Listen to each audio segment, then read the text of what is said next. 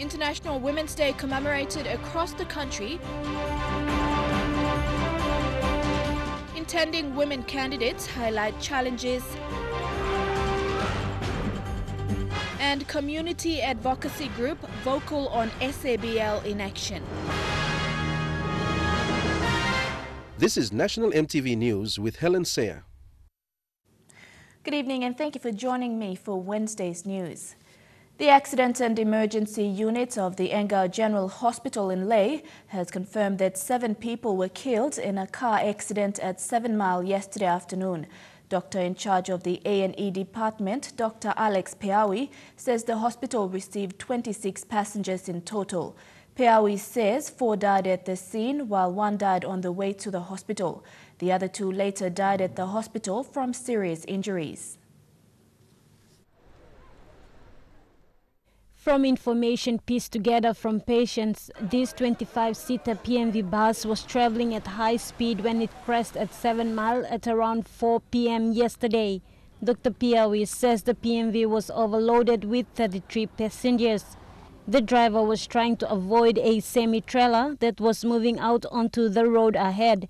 He lost control and went off the road and into the drain. I'm come high speed, I'm not brake too. I'm not shifting gear to.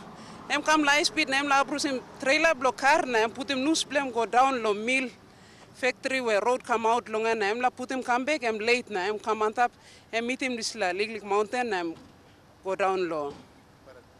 Barrete. Unane mi looking at me on me pesman varona mixing body. All shimbagram na sale one blamanta so ablusimi slamane and save lone mablusimi. Mi puli hand plan na mi.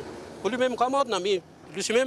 From official reports from the hospital, 16 people have been treated and discharged with minor injuries. 2 of them are children. 8 are in critical condition and are admitted at the Accident and Emergency Unit. First, me rausime baby 3 months old. 3 months. So I'm still vanta blon man meri so I'm dead body I'm karaba me stave me lug election I'm pulling the leg. Tami puli me mo senala wakman ichetem kamna. Mi budilan blem na mi lug stave I'm nara baby to mama inchide.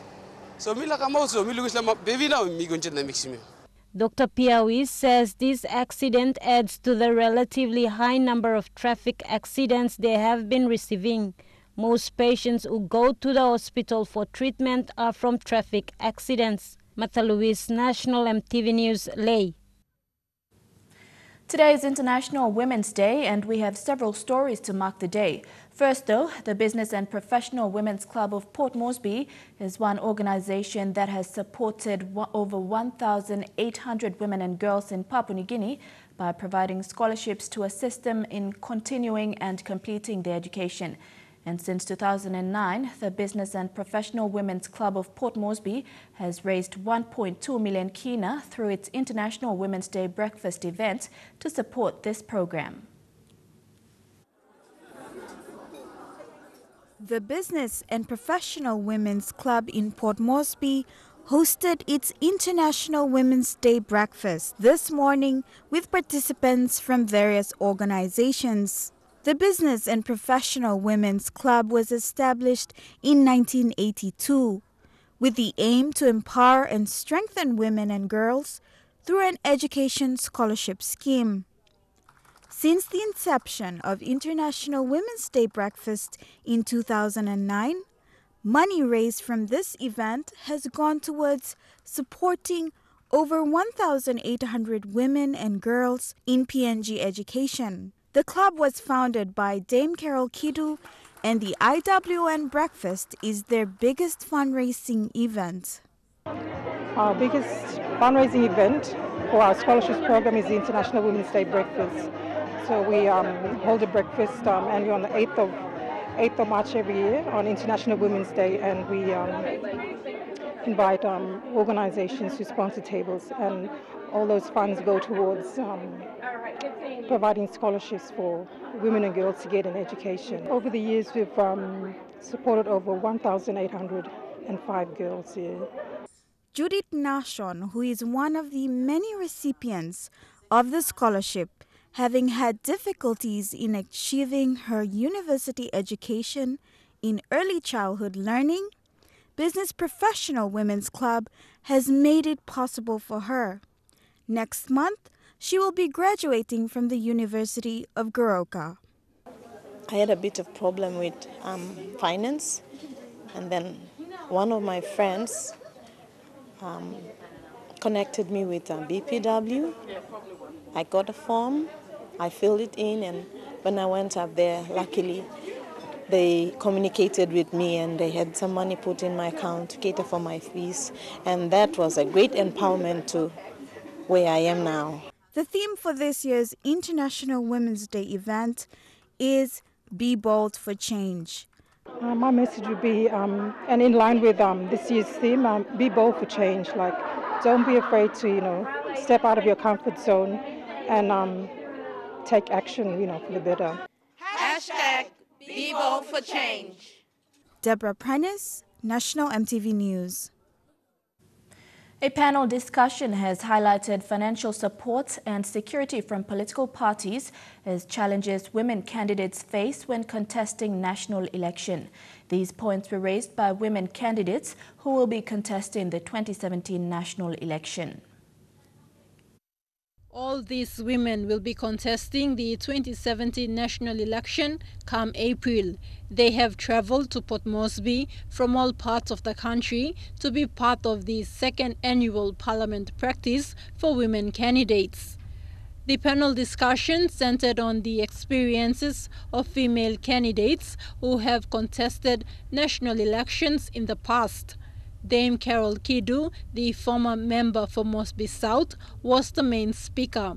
Most women don't have much money, and so that's it. I was very lucky when I campaigned in the first place. I knew the Motu Society pretty well. I was there in the 1960s, 70s, 80s, and then I stood in 1997 after my late husband's death. She spoke of how challenging her first campaign was and the support she received when she was a parliamentarian. UN statistics reveal that Papua New Guinea has very little women representation in politics. Thus, to improve women participation in leadership roles, the women have come together to identify areas to improve on when contesting the elections. Isabel Peta, the South Bougainville MP, spoke of how the Bougainville government reserves 3 seats for women in the Bougainville House. So we sit down together. We have a regional panel that we sit down and discuss and look at the issues and the needs within the constituency. Over the years, the number of women candidates contesting the national elections has risen. This is seen as an approach women in PNG are taking to work alongside men in a professional level. A really important national agenda at the moment that we have to be available to. So down from the ward level all the way up to national and sub-regional and then international as well. So I guess my motivation sits particularly in policy. The panel discussion coincides with the International Women's Day today. Takla Gunga, National EMTV News.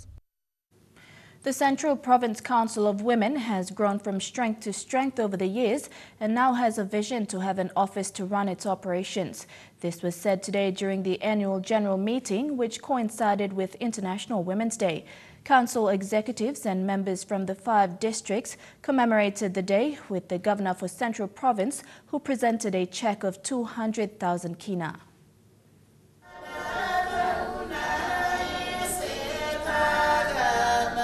The annual general meeting brought together women who want to see change in their communities, livelihood and province as a whole.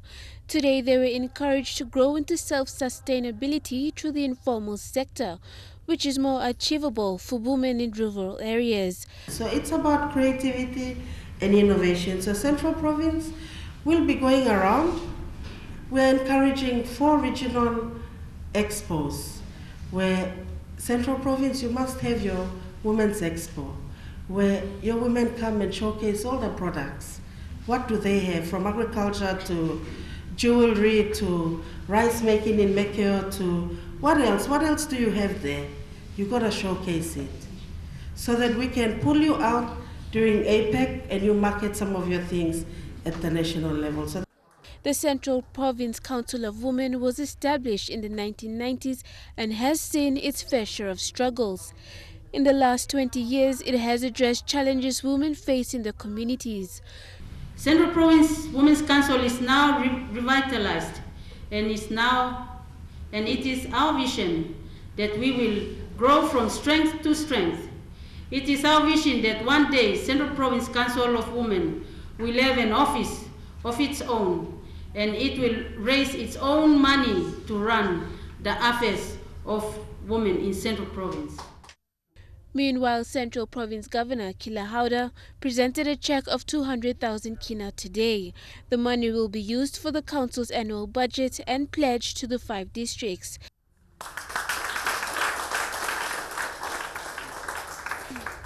This event saw women from the 5 districts in Central Province, their community development officers, and female public servants from the Central Province Administration come together for this meaningful day.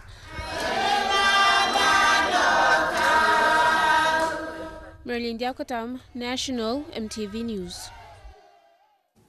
Also at today's conference, Community Development Secretary Anna Solomon announced that the gender-based violence strategy will be launched on the 24th of this month, coinciding with National Women's Day. Solomon says the department will be taking an alternative approach in addressing the issue with a number of activities. One of these includes a men's forum to address gender-based violence.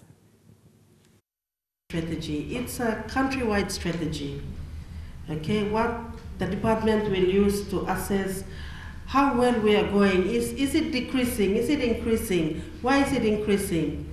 Why is it decreasing? You know, that's what we're going to use. And one of the main things the department is doing for the first time is we're holding a men's only forum where men will sit and talk about their role in addressing GBV. We've been holding too many women's forum. Women's forum is now in the province. We held it this year in Goroka. So it's now men's forum. So let's get our men to start discussing this issue as well. We also have the children's forum.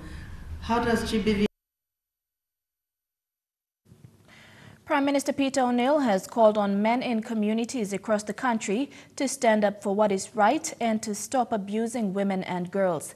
In a statement late this afternoon, Prime Minister O'Neill said both women and men must be bold enough to stand against violence against women, which is not only physical but emotional. He said when Papua New Guinea hosts the Asia-Pacific Economic Cooperation meeting in 2018, an important focus of policy programs will be empowering women in the economy.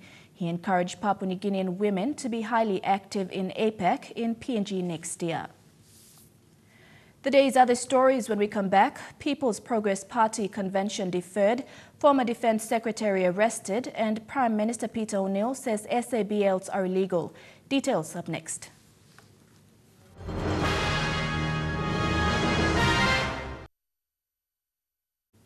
Welcome back. The planned People's Progress Party convention in Lae has been deferred. Party leader and Kavieng MP Ben Micah said the deferral is to pay respects to the sudden passing of the former Chief Secretary to Government, Sir Manasupe Zurino. Mr. Micah said Sir Manasupe was an outstanding public servant who served with integrity and with an outstanding leadership caliber. Former Defence Secretary Vali Asi has been released on a 1,000 kina police bail after being charged with 5 counts under the Summary Offences Act following allegations of sexual assaults. Police alleged that between November and December 2016, Asi made some offensive remarks to his personal assistant and tried to sexually assault her. He is expected to appear before the Boroko District Court tomorrow. Prime Minister Peter O'Neill yesterday reiterated that special agriculture business leases are illegal in PNG. He was responding to questions about SABLs at a media conference. Today, community advocacy group Act Now accused Lands Minister Benny Allen for blocking the implementation of government decisions to end the SABL land grabbing and return stolen land to its customary owners. Community advocacy group Act Now released a statement today accusing the Lands Minister for delaying the implementation of the cancellation of special agriculture and business leases. The Prime Minister was asked to comment about some recent incident reported in the media about an SABL issue. Mr. O'Neill reiterated that the NEC in 2014 endorsed the recommendation from a commission of inquiry that the leases be revoked. I have made the decisions that I can make, what is legally required of me and the NEC. That is that we have cancelled all the licenses. All the SABL licenses are illegal in this country. So I think that it's best that you ask the agencies, like Land Department, why are these licenses and operators still operating? That's a very good question. You should ask them, why are they operating? Somebody's not doing their job. SABL licenses are illegal in this country. But some people have disregard for our decisions that we are making.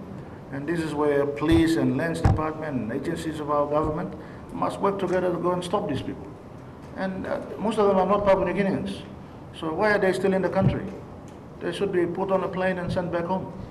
There has been renewed pressure on the Department of Lands and Physical Planning from the landowners and the general public, who presented a 10,000 signature petition last month calling for the implementation of the Prime Minister's promises.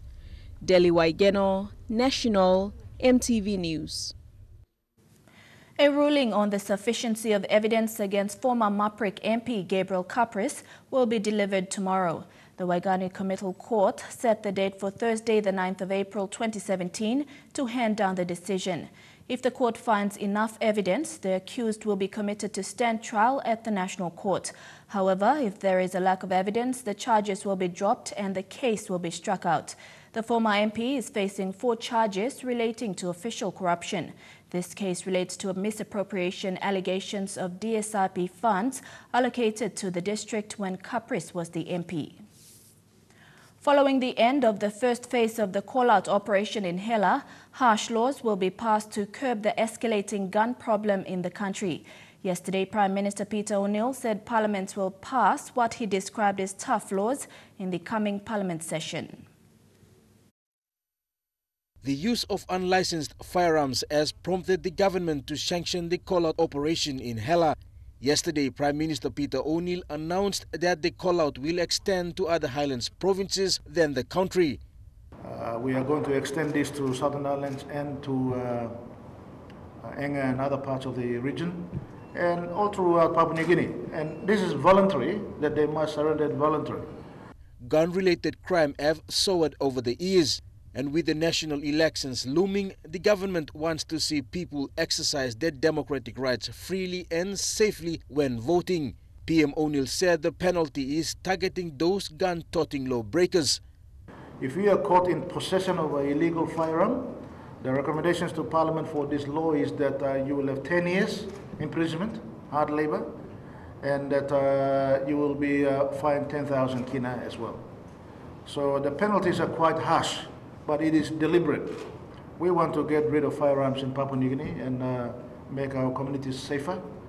For the Hela call-out, the government is awaiting a final report on the operation to assess so progress can be made for other provinces. Joint forces will also be investigating where guns were purchased and its trafficking into communities. The things we would like to know is the type of firearms that you're licensed to carry, and the kind of ammunition and where you get those ammunitions from. Jack Lapave Jr., National, MTV News. The Aum and Kapira bridges along the New Britain Highway in West New Britain Province will be reconstructed soon following a groundbreaking ceremony this week. The project is being funded under the Japanese government grant aid at a cost of over 80 million kina. The New Britain Highway contributes 1.5 billion kina to the country's economy, mainly through the oil palm industry and forestry. Eric Harukma with this report.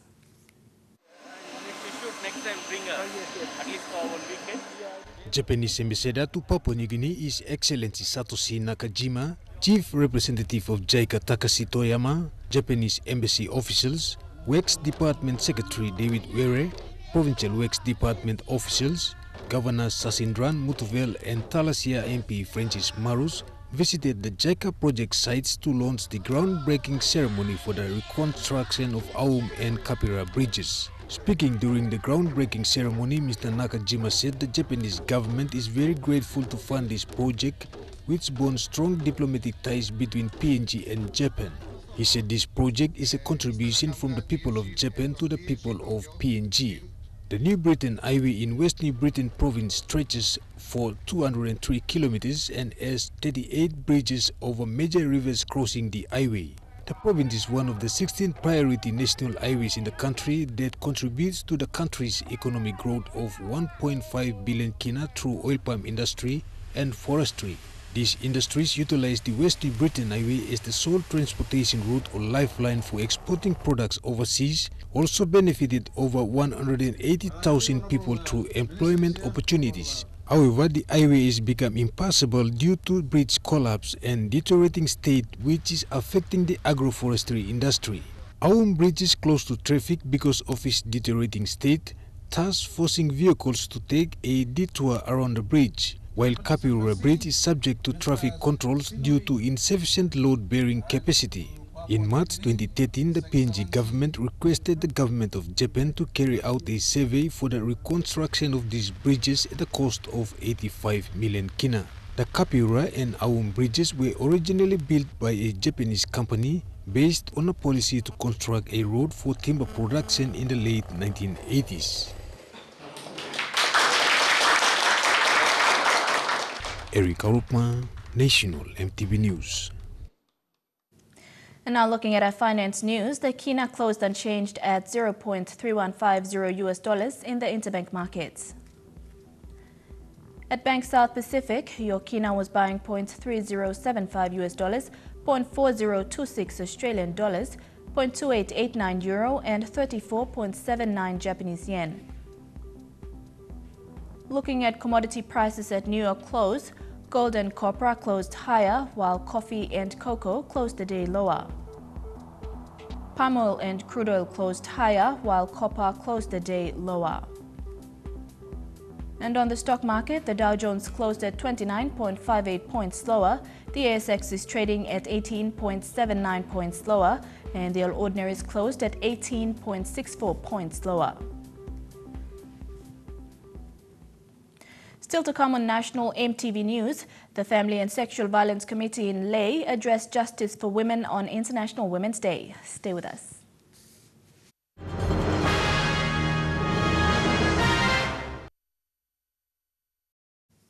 Welcome back to the news. The Family and Sexual Violence Action Committee today organized a gathering in Lae with stakeholders to address the issue of justice for women and girls who have been abused. The event was part of International Women's Day celebrations. The gathering also looked at the challenges faced by women who report offences to police. 30 cases of family and sexual violence is reported daily in Lae.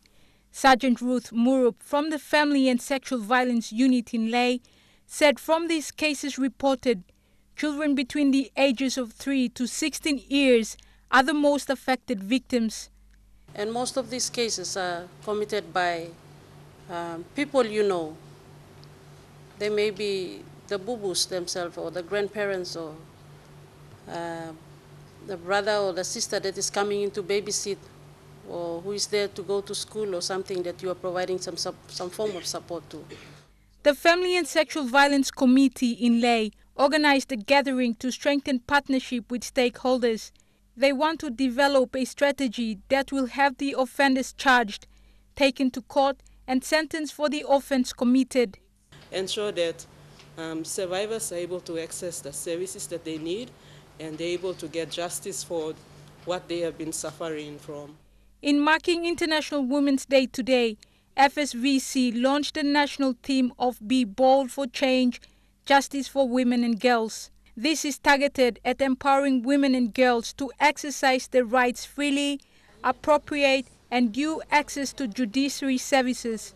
Julie Badwi Owa, National EMTV News, Lae. Turning overseas, the latest drop from WikiLeaks is sure to send shivers up the spine of the world's spy agencies. WikiLeaks says it knows the CIA's secret tool used into hacking smartphones, messaging apps, and even television. WikiLeaks today posting a giant trove of CIA documents that it claims reveal secret techniques that exploit security vulnerabilities in some of the most common electronic devices, all of it to spy on their owners. Nearly 9,000 documents that expose software tools designed to break into any iPhone or Android and bypass secure messaging apps like WhatsApp and Signal. One cyber weapon revealing how to eavesdrop on conversations picked up by internet-connected TVs when they appear to be turned off. Even a hack for Microsoft Windows named after a character in a popular Will Ferrell movie. NBC News hasn't authenticated the documents and WikiLeaks isn't revealing its source. Tonight, the CIA also isn't commenting. Still, computer experts and former intelligence officials are treating the documents as real, as well as the alleged security breach. We've always been worried about spies inside our agencies. What's different now is that technology has allowed the fruits of that spying, if you will, to be more powerful in the hands of our adversaries. The spying tools, intelligence experts say, would have been used exclusively for foreign surveillance. When you see something that is billed as internet connected, be it a car, a home, a light switch, whatever, just remember that that also potentially means hacker connected. Tonight, some of America's top tech companies like Google and Microsoft say they're investigating. 4 people died and 35 were injured when a freight train collided with a charter bus that appeared to be stuck on railroad tracks at the Main Street crossing. A man who witnessed the crash said it appeared the bus became stuck on the tracks minutes before the train appeared blowing its horn. 50 elderly passengers were on board the charter bus when it crashed. The police chief described the scene as terrible and chaotic. Emergency crews removed survivors through the vehicle's windows. The bus was pushed 90 metres down the tracks by the force of the collision. Deadly wildfires have erupted across some of America's Midwestern states, claiming at least 6 lives. In Texas, fast-moving grass fires raced across the prairie, trapping 4 ranch hands. A woman was also trapped trying to move cattle in Oklahoma. And in Kansas, a truck driver died from smoke inhalation. More than 400,000 hectares have been burnt out and 30 homes destroyed. Zookeepers in France are in shock after finding one of their rhinos slaughtered by poachers. 4-year-old Vince was shot 3 times and his horn removed with a chainsaw. He was discovered in his enclosure at the safari park west of Paris. The white rhinoceros was one of the most popular attractions. Chukai Sports is next, and we have a big lineup. Hunters to host their first home game, Barramundis in Hong Kong, and inmates celebrate Women's Day with sporting officials. Stay with us.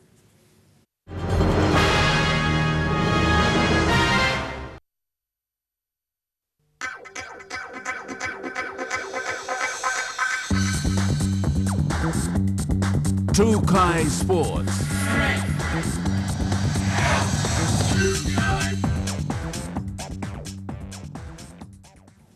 Welcome to Chukai Sports. The SPPNG Hunters will play their first home game this weekend at the National Football Stadium.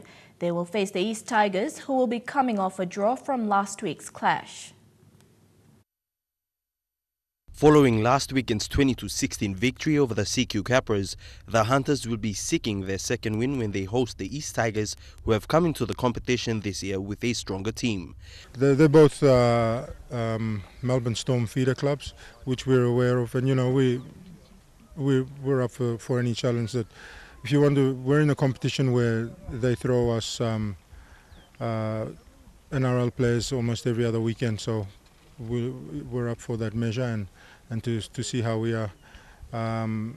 Again, it's just sticking to our processes and the systems, and if the boys are able to do that, we should get a result which will be favourable for us.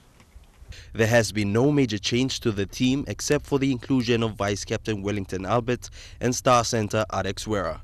Albert missed his first game last weekend after sustaining a sternum injury in the trial match against the Northern Pride. So Wellington's was part of the Hunters squad, wider squad, back in 14, and then he signed with Panthers, as you're all aware, and then he never actually played a game for the Hunters. So if he makes his debut this weekend off the bench, he becomes Hunter number 50. Having Alex back in the team, obviously, we all know his capabilities there. He's got a lot of experience of being in the team for the last three or so years.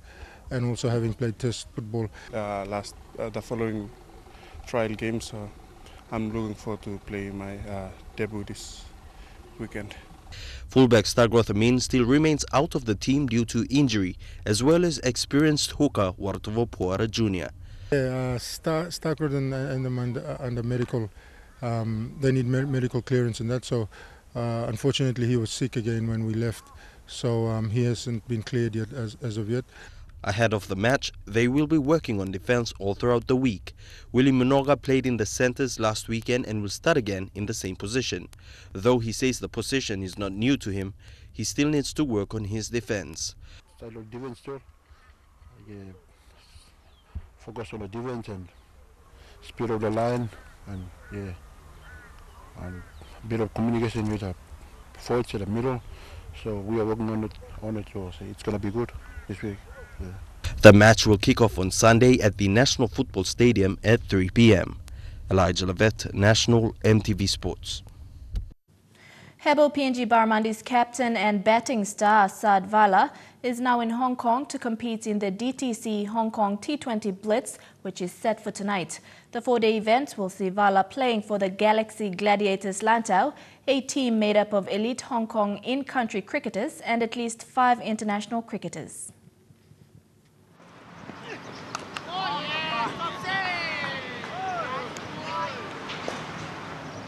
Playing alongside Vala are Sri Lanka's Sikege Prasanna and Kumar Sangakkara, New Zealander Jesse Ryder and Pakistan's Shail Tanvir. Being the current top-scoring batsman in the country after bagging 3 centuries in the World Cricket League Championship in 2016 alone and 1 done right here on home soil against Namibia, Vala is now the first Papua New Guinean cricketer to be selected to a professional tournament. Though the likes of Lega Siaka, Charles Amini Jr. and Vala himself have been recipients of the Cricket Australia's Big Bash League rookie contracts, they have never played professionally in the past. This opportunity given to Vala now comes as another stepping stone for the national team. Tonight, the Galaxy Gladiators Lantau will face home JD Jaguars for the opener match of the DTC Hong Kong T20 Blitz franchise competition. And the captain who led the PNG side to victory over the Australia cricket team for the Australia PM's 11 curtain raiser just last month will once again show what he's made of.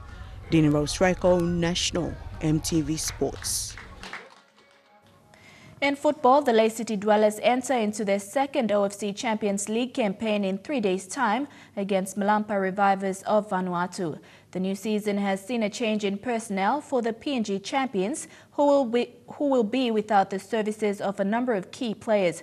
However, former midfielder Michael Foster has said the club must have the belief in themselves as they look to progress past the group stages. Michael Foster, who is in Port Moresby as part of the PNG squad's preparations for the World Cup qualifiers, is adamant that there is enough quality with the current champions to do well in the competition. Foster, who has had numerous OFC Champions League experiences after having stints with both Lae City and Hekari United, says despite losing key members from the last outing, the team has to have the belief that they can perform well. It's almost got faith to all young up-and-coming players. And to all these up-and-coming players too, no can rely on Mipla. Also must step up na. It's not that Mipla stop now, but rely on Mipla. No got time Mipla stop na pila. Some time Mipla go, and that's where they should step up. So yeah. In 2015, the Lae City Dwellers had taken the Telecom National Soccer League by storm, racing to the top of the domestic competition, and following that up a year later with victory over arch rivals Hekari. Those performances earning them back-to-back places in the region's top-tier competition. Last year, however, was a baptism of fire for Lae City. Travelling internationally for the first time was an eye-opening experience for the side. Culture shock and New Zealand's cooler conditions saw the Dwellers suffering on pitch as a result. They succumbed to a demoralising 3-0 loss to Amikal before 2 close encounters against Auckland City, and Solomon Warriors gained them belief and tons of respect. And it's ended up in the back of the Warriors' net. They head into the new year with a number of new recruits, including crafty maestro Emmanuel Simon and New Zealander George Debenham, to bolster the side. Michael Foster remains confident his former teammates will do well. Just play what all sapilai, game style all sapilai. The Lake City Dwellers will play the first of their 3 matches on Saturday and follow that up next week Wednesday against OFC champions Auckland City. Jeremy Moggy, National TV Sports. Officers from AFL PNG and Cricket PNG today visited the Bomana Correctional Service Institution to celebrate International Women's Day with women inmates. Event organizer William Yongomin said today's International Women's Day is all about inclusiveness and recognizing women in our societies with equal rights and opportunities. While used to only playing volleyball on their sporting day, female inmates at the Bomana Correctional Institution had a surprise visit by sporting officials from AFL and Cricket PNG to celebrate the International Women's Day. The inmate picked up skills as well when they played friendly matches with the development officers. Us coming and spending time with women here who are more or less left out in whatever programs that we do year in and year out. So I just had this initiative of coming up to spend some time with them. Despite being in prison, inmates like Maggie and Livos said they were happy to have visitors in International Women's Day. Instead of mistake, we have been celebrating, and we have come to realize our mistakes, and we know we have changed. And time we go outside, we'll be a better mama. Naselo mi ablik la master the same. Mi looking mi plol man some problem mi samplo sem papa na samplo sol beginning itu. Na mi ablik la master. We have the women's cricket program to empower women through cricket, and I saw this as a good opportunity where we can come to commemorate the International Women's Day, help promote the messaging around celebrating women's achievements, women's rights, women's struggle. Superintendent Francis Merenge said having the presence of sporting organizations such as High Performance Sports, AFL PNG and Cricket present was overwhelming for the inmates. Today International Women's Day, and today's theme is Be Bold for Change. Be Bold for Change. When it comes to the prison system, it means a lot to us. But me talk also, be bold for change. And me start long individual level. Godwin Eki, National EMTV Sports. Trukai Sports continues after the break. Stay with us. Trukai Sports. Welcome back to Trukai Sports. PNG heptathlon Robson Yanambe continues to improve on his performance in the States after leaving the country in January. Another fellow middle and long distance runner Poro Gahekave put on an impressive performance in the National Junior College Indoor Track and Field Championships in Pittsburgh, Kansas. Robson Yanambe continues to reach new heights with his performance, representing Cloud County College in heptathlon, where he improved in 5 of his 7 events. The 20-year-old from Kavieng, New Island Province, topped the podium with a gold medal performance in the 2015 Pacific Games in the men's decathlon final. From his last competition in February 17 to 18 this year, his 4,522 points total was an improvement of almost 250 points. However, Athletics PNG President Tony Green says Robson's indoor season has been good, considering he went straight from PNG in January into competing in the US winter. Meanwhile, Pacific gold medalist of the 4x100-meter relay, Wesley Logorava, missed out on qualifying in the 200-meter event, but gained a wildcard entry for the 400 meters, where he clocked an impressive 50.22 seconds. Poro Gahekave also impressed for South Plains College in the Junior College Indoor Track and Field Championships in Pittsburgh, Kansas. The inaugural women's 3,000 meter steeplechase and Pacific gold medalist took part in 5 races in 2 days, where she finished 6th in the 100-meter race with a big personal best of 3 minutes 0092 seconds, which is the fastest ever 1,000 meter by a PNG athlete. Shane Saroya, National EMTV Sports. To handball, the Oceania Handball Championships is 4 weeks away, and coach Dixon Dobunaba is currently going through intense training with the 16-man squad at the PNG High Performance Center. This will be the first competition for the under-20 men's handball team and the first for the federation. Yesterday, the squad gathered at the Aquatic Centre with the PNG High Performance Team, strength and conditioning staff to go through routine training in preparations for the competition. Dobunaba said the squad will have to play hard as they will be going against some of the toughest teams from Fiji, New Zealand, New Caledonia and Guam. It was very challenging for us when we went down in 2014. There was Fiji, Cook Island, Vanuatu, Australia and New Zealand also were in the South Pacific tournament, which we had.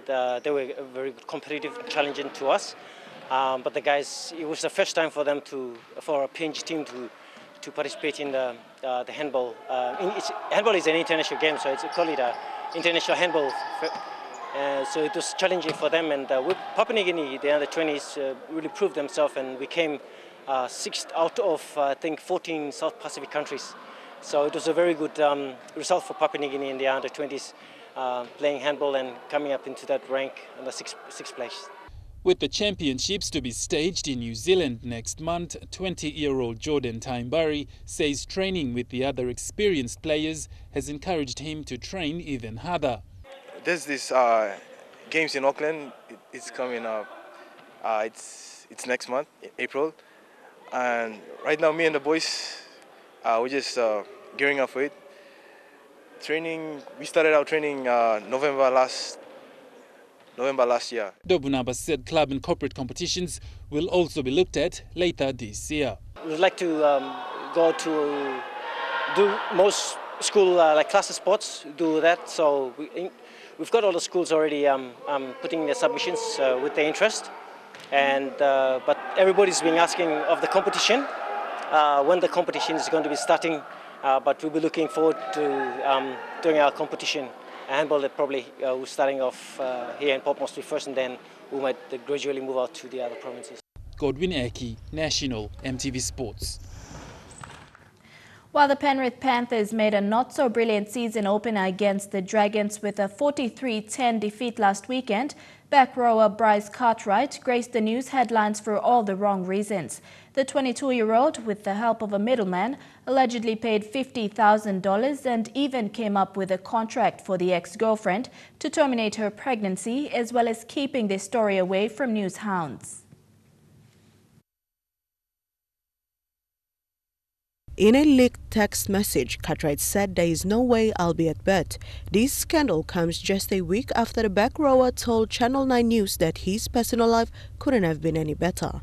With my new partner and my family, my head's been in a good space for a long while now, and yeah, I can't thank them enough. The 24-year-old ex-girlfriend claimed that their relationship started last August, and little did she know he had another woman as well. After being told of her pregnancy, Cartwright refused responsibility and allegedly offered $50,000 in exchange for an abortion on her part and her silence. He even provided a confidentiality agreement which she never signed. The young woman, whose identity has not been revealed, refused to comment as she is undergoing counseling. Cartwright is said to be currently with his new girlfriend and still maintains detachment towards his unborn child. Dini Rose Raiko, National, EMTV Sports. And that ends Trukai Sports. The weather details when we come back. Trukai Sports.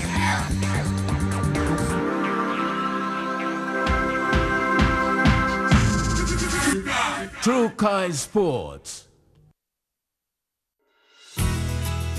The weather details are proudly brought to you by Dulux Weather Shield. Worth doing with Dulux.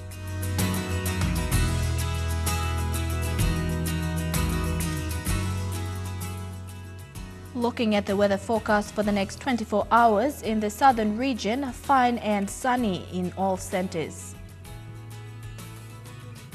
In the Momase region, mostly fine in Lae and Medang, and a shower or two in Wewak and Vanimo. In the New Guinea Islands region, mostly fine weather expected in all centers. And in the Highlands region, fine and sunny in all centers.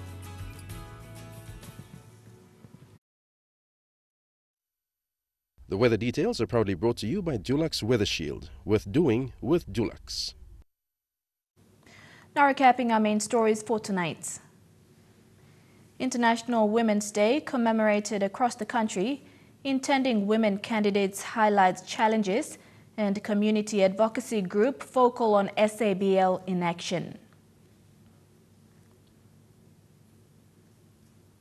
And that's how we end National EMTV News. We leave you tonight with this Paraveta singing from the Central Province Council of Women celebrating International Women's Day. Good night.